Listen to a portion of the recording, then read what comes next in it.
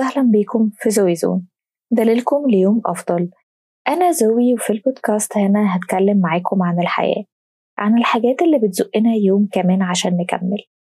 الدنيا مش ريشة في هوا زي ما قالوا، ولا طريقك مسدود مسدود يا ولدي. الدنيا مرحلة لازم نعديها بحلوها ومرها. هنا هنقدر الحلو ونشوف ازاي نصبر على المر.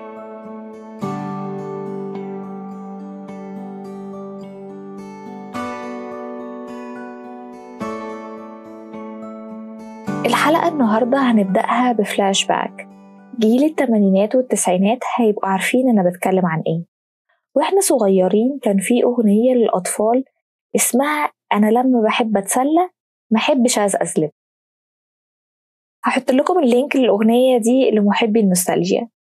الأغنية دي كانت بطلتها شيري عادل، كانت بتتكلم عن إزاي هي بتقضي وقت فراغها في حاجات مفيدة وممتعة. وهو ده تعريف الهواية. الهواية هو نشاط منتظم أو اهتمام بيتمارس في الغالب خلال أوقات الفراغ بقصد المتعة أو الراحة، ودي بتشمل هوايات الجمع والفنون المختلفة زي الرسم أو الأعمال اليدوية. والهواية بتساعد الإنسان إنه يكتسب مهارات ومعرفة كبيرة، لكن من غير ما يحقق أجر، لأنه بيمارسها من باب المتعة. الهواية بتعكس شخصية وذوق وميول كل إنسان، وبتبقى سلاحه للتخلص من الملل والضغط والروتين. كمان بتساعده في تحسين صحته النفسية وبتزود من سعادته، وده عن طريق كذا حاجة.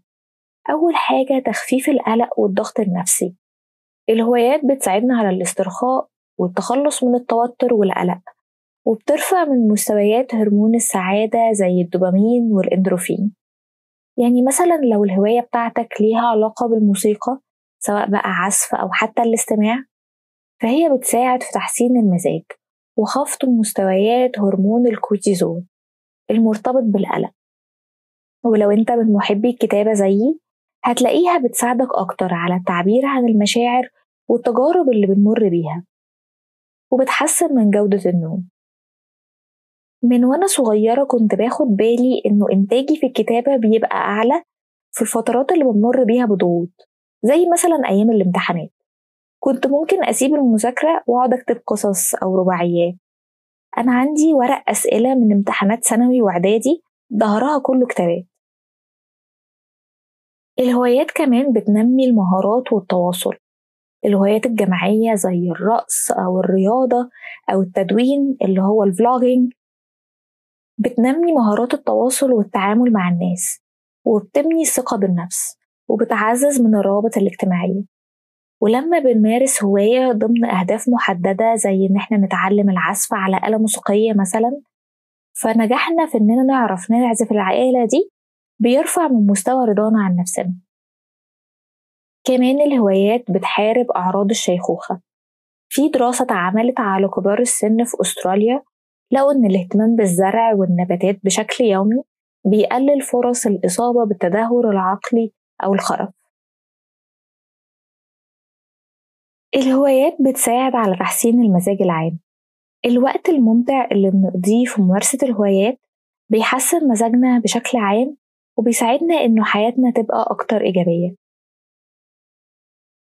وفي بعض الهوايات بتحسن من صحتنا الجسدية، ودي الهوايات اللي فيها نشاط جسدي زي الرقص اللي بيحسن من توازن الجسم عند كبار السن، وده بيقلل من حوادث السقوط والكسور اللي بتزيد احتمالاتها في فترة الشيخوخة. كمان الرقص بيساعد على تحسين صحة القلب والعضلات. وهواية زي هواية البستنة أو الاعتناء بالزرع والنباتات، لقوا إنها بتقلل خطر الإصابة بالسكتة القلبية والدماغية، وبتساعد على تقوية العضلات وتحسين مرونة الجسم، خصوصا لو الواحد بيهتم بحديقة مثلا أو مساحة كبيرة، لأنه بيبقى فيه استخدام لأدوات زي المغرفة والفاس عشان تقليب التربة، وأدوات قص النباتات وإزالة النباتات الضارة. فالنشاط الحركي ده بيحسن الصحة الجسمانية. وفي هوايات تانية زي تسلق الجبل والتخييم واليوجا، دي بتساعد على خسارة الوزن، وبتقوي العظم والعضلات، وبتمد الجسم بالطاقة. ومن الهوايات دي برضو الصيد، لو مثلا بنركب مركب وبنجدف عشان نوصل لمنطقة معينة نصطاد فيها. الهوايات أحسن وأسرع وسيلة للتخلص من طاقتنا السلبية وتعزيز ثقتنا في نفسنا، لأننا بنبقى في عالمنا الخاص في مكاننا السعيد، بنعمل حاجة إحنا اخترناها بكامل إرادتنا، مش مستنيين نتيجة أو مقابل من الحاجة دي، بنعملها لنفسنا عشان نبقى مبسوطين من غير أي ضغوط خارجية علينا.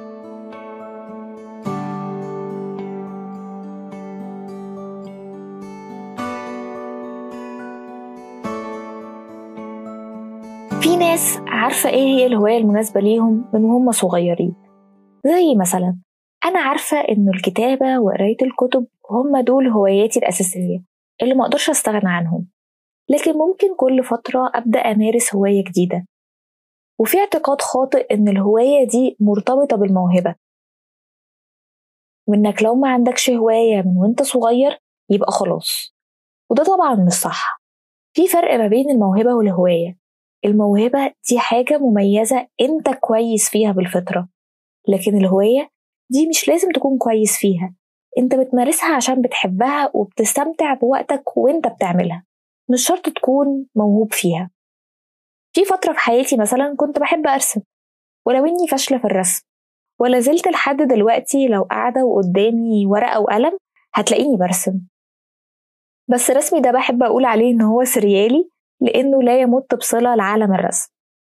بس ده ما بيمنعش إن أنا لما ببقى متضايقة أو عايزة أعمل أي حاجة مختلفة إني أرسم.